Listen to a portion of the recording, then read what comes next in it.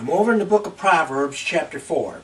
I'm going to begin reading in verse 20, but before I do that, I want to bring to your recollection that we've just talked about scriptures in the Bible are what God has said, and that what God has said, or these scriptures, these verses, are like medicine. They healed several thousand years ago, and they still heal today. Let's see how that works. Here in Proverbs 4:20, we read this: my son, my child. In other words, that's God speaking to you and I. He's about to tell us something very important concerning healing and health. He said, attend to my words, incline your ear unto my sayings. So he's again talking about what he has to say. He said, pay attention to it. It's one thing to sit there and let it go in one ear and out the other. But he's saying here that you can't do that. You have to retain it. He said, pay attention to it. And he said, listen carefully to what I have to say. In verse 21, he said, let them, speaking about what he has to say, his words, these verses in the Bible, he said, let them not depart from your eyes. So he's talking about reading them.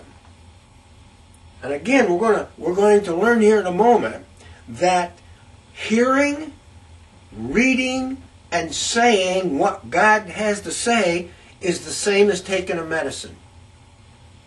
Remember, he sent his word as a medicine and healed them. We have to take our medicine. We have a prescription that we have to get filled and follow. We have to take this medicine several times a day, and sometimes over a period of time. So he's saying, let these words not depart from before your eyes. So you got to read them. Keep them in the midst of your heart. Now, he's talking here about the mind, our memory, where we can bring these things up and meditate on them, which is another way of taking medicine. When we meditate, read, hear, and speak on what God has to say about healing, it is in the process of healing us. It is a medicine. We're going to see that in just a moment.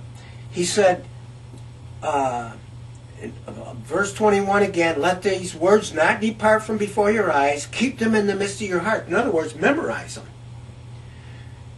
Verse 22, for they, or these words, are life.